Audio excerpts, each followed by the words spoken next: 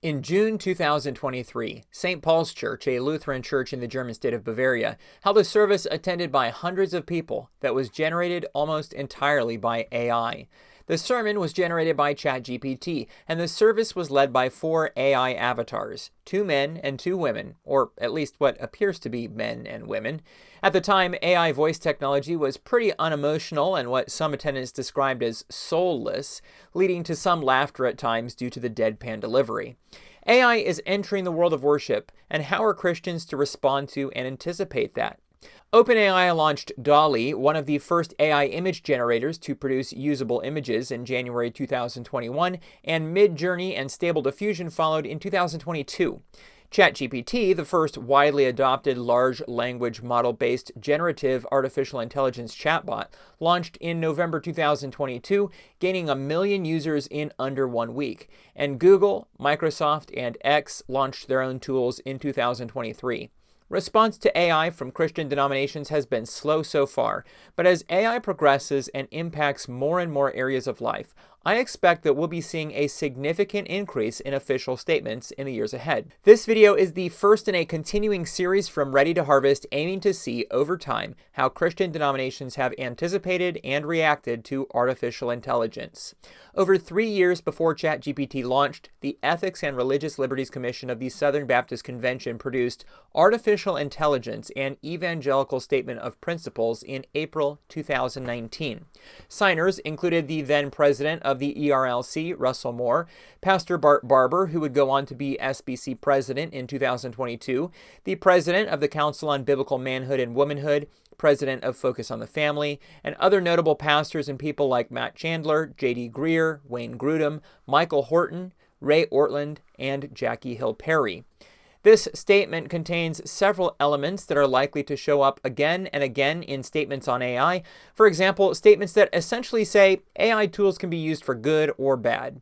The ERLC statement says, "We recognize that AI will allow us to achieve unprecedented possibilities while acknowledging the potential risks posed by AI if used without wisdom and care." Another element is one that basically says AI tools are not human. The ERLC statement says, "We affirm that God created each human being in his image with intrinsic and equal worth, dignity, and moral agency, distinct from all creation, and that humanity's creativity is intended to reflect God's creative pattern. We deny that any part of creation, including any form of technology, should ever be used to usurp or subvert the dominion and stewardship which has been entrusted solely to humanity by God, nor should technology be assigned a level of human identity, worth, dignity, or moral agency." The statement also affirmed the use of AI to inform and aid human reasoning and moral decision-making, and stated that AI will be biased and human oversight will be needed to account for, minimize, or remove these biases. Because this statement was made before the launch of ChatGPT or the high-quality image and video generators that have become a hot topic in AI right now, the ERLC statement is interesting in that it isn't focused on just these ideas of AI.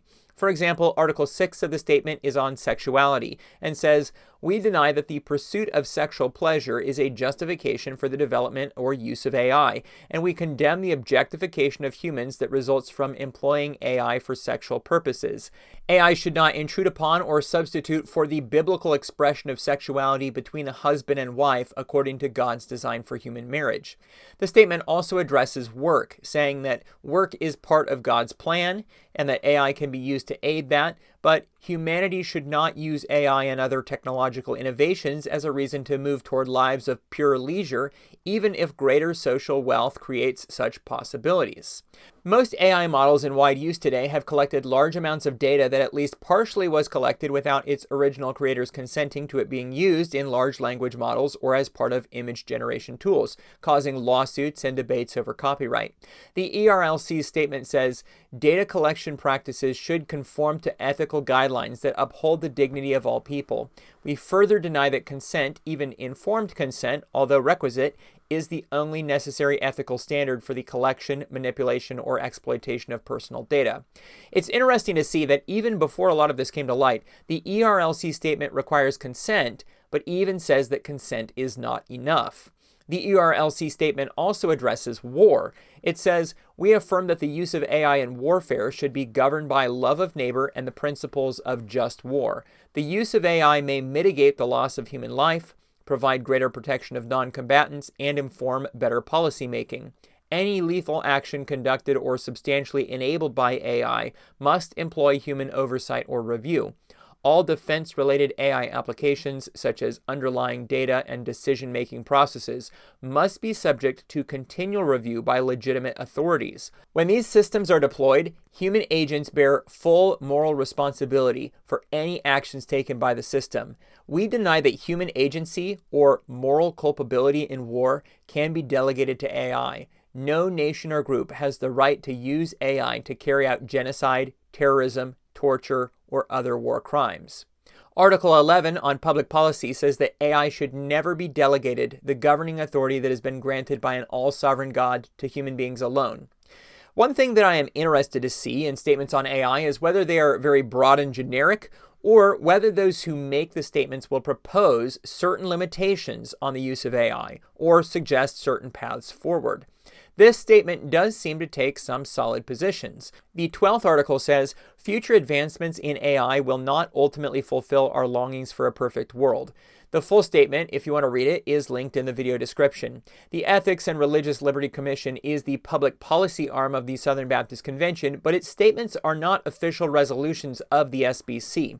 Those require the approval of SBC messengers at their annual convention. So what was the first major Christian denomination to actually make an official resolution on AI? Well, 4 years after the ERLC statement, the SBC itself adopted a resolution in June 2023 titled "On Artificial Intelligence and Emerging Technologies." This statement is much less specific, not directly mentioning sexuality, war, large language models, or other precise applications of AI technology. However, the statement did call for regulation of AI, including by governments, and said that the SBC messengers want to engage AI tools from a place of eschatological hope rather than uncritical embrace or fearful rejection.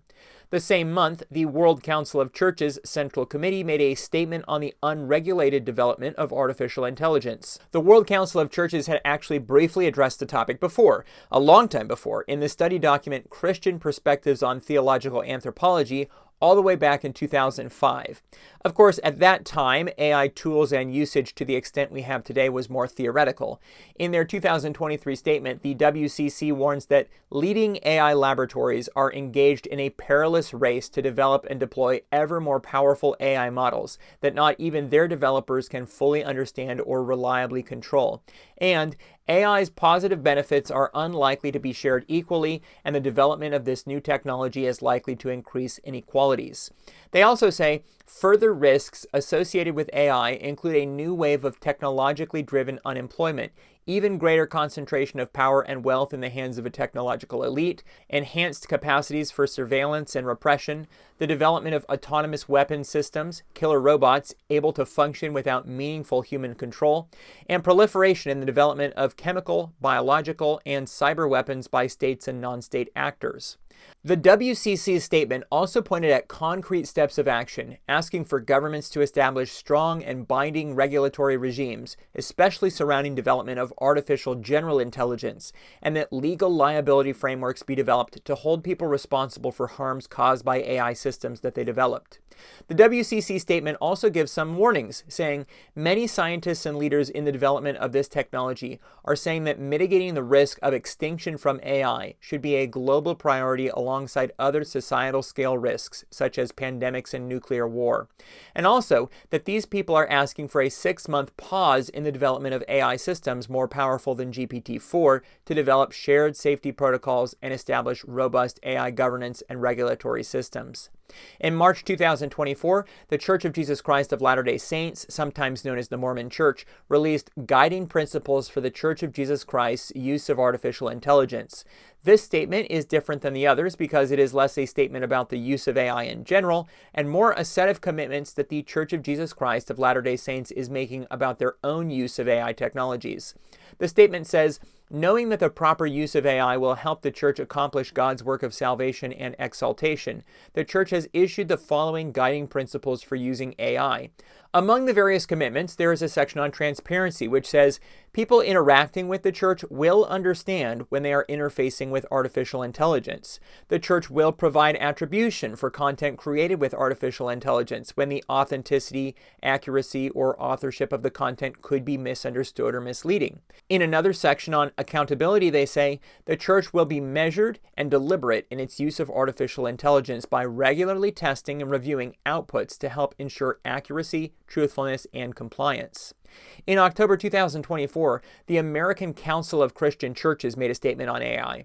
The ACCC is essentially a fundamentalist ecumenical body formed as a counter to the National Council of Churches, and that is made up of some very small denominations. The statement does not make any particular calls to action, but rather makes some ethical and descriptive comments on AI. For example, it says, "We will warn that powerful technology can never ensure the victory of good over evil, a victory won only by Christ on the cross for repentant sinners.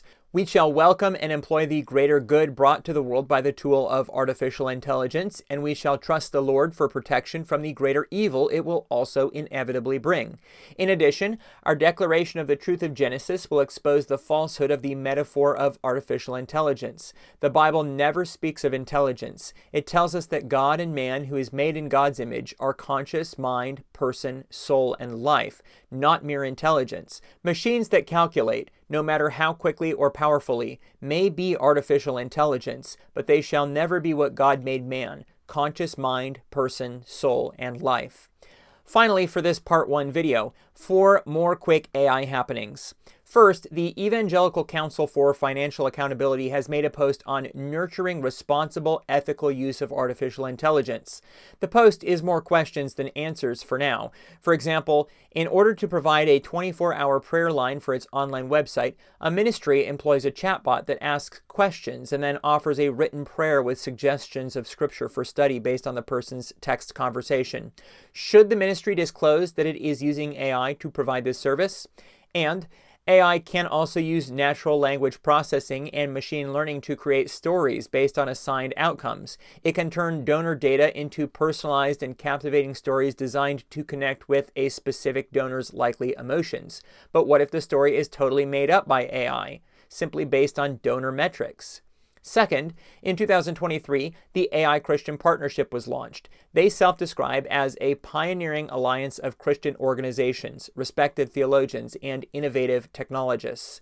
On their blog, articles discuss various ethical questions about AI. In one, The Limitations of Sermons Produced by AI, Tim Bull writes, "The responsibility of sermon creation should remain with preachers, as the risks associated with AI-generated sermons are too great." Third, the Episcopal Church in 2022 made a statement to address the ethical implications of the digital age, which, though not solely about AI, did reference it, saying that it supports policies at the local, state, national, and international levels of governance to regulate the use of digital technology and artificial intelligence in the workplace to surveil, monitor, and manage workers. And in 2025, they commended the passage of the Take It Down Act in the U.S., which, without the consent of a person, made it unlawful to knowingly publish a sexual or sexually explicit deepfake on social media and other online platforms. At the 2024 General Convention, the Episcopal Church authorized and created a task force on artificial intelligence, which will be producing a report on AI and producing resolutions to be passed by the church at its next General Convention in 2027. Fourth, dozens of Christian organizations have launched chatbots and many churches are using AI, but as I continue to report on this, my focus is mainly on official statements and actions on AI from Christian denominations. Some things I expect to see are statements on whether AI may lead worship, to what extent worship leaders should use AI in producing sermons or liturgical materials, and condemnations of certain uses of AI generally, such as in warfare. If AI begins to displace more and more workers, we could also see related statements on the ethics of universal basic income, nationalization of AI technologies, and more. To keep up to date on this topic, subscribe to the Ready to Harvest channel.